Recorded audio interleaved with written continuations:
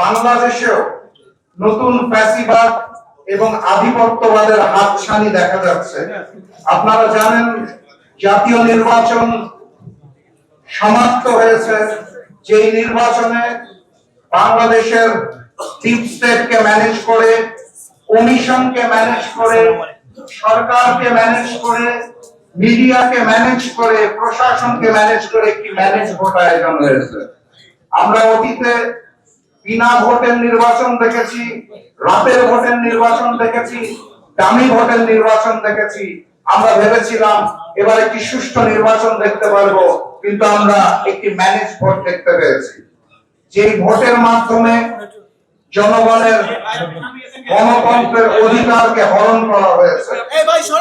আমাদের সুযোগ ছিল বাংলাদেশ জামাত ইসলামী নেতৃত্বাধীন 11 দলের সেই সময় নির্বাচনকে বয়কট করা, কিন্তু নির্বাচন বয়কট করা মাত্রই একটি মহল সুযোগ পেত দেশে অস্থিরতা সৃষ্টি করার জন্য, আওয়ামী লীগকে পুনর্বাসন করার জন্য এবং নতুন করে জরুরি অবস্থা সৃষ্টি করার জন্য। আমরা সেটা চাই নাই।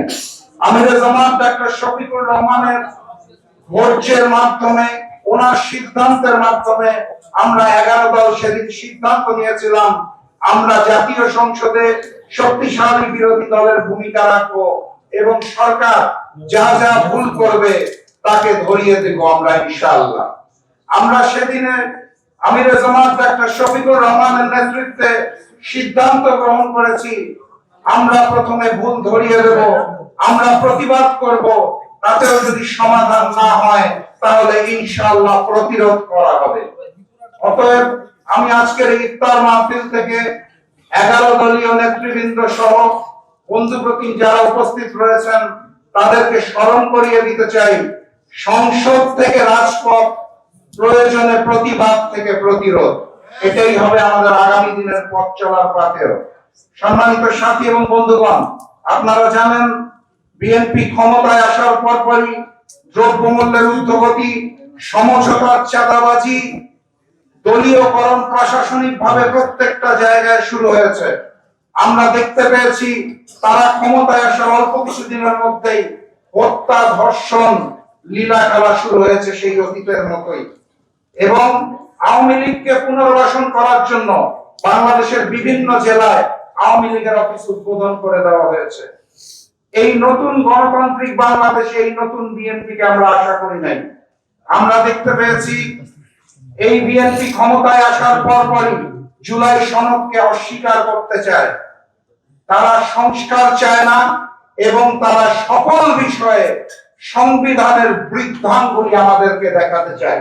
আমি স্পষ্ট ভাষায় বলতে চাই, সকল বিষয়ে যদি সংবিধানের মাধ্যমে সমাধান করতে হয় তাহলে যে ভোটটি হয়েছে সেই ভোটটিও অবৈধ, তারেক রহমানের বর্তমানের প্রধানমন্ত্রিত্ব অবৈধ। আমাদেরকে সংবিধান মেনে চলতে হলে এখনকার এই নির্বাচনকে অবৈধ বলতে হবে এবং মেনে নিতে হবে দুঃখের সাথে যে ফ্যাসিস্ট শেখ হাসিনাই বোধহয় বাংলাদেশের প্রধানমন্ত্রী হয়ে রয়ে গেছেন, যেটা কোনোভাবেই সম্ভব নয়। অতএব আমি ম্যানেজ ভোটের প্রধানমন্ত্রী জনাব তারেক রহমানকে অনুরোধ করতে চাই, নতুন সরকারকে আমরা অবশ্যই সহযোগিতা করতে চাই, কিন্তু সেটা জুলাইকে অস্বীকার করে নয়, জুলাইয়ের রক্তের সাথে বেইমানি করে নয়।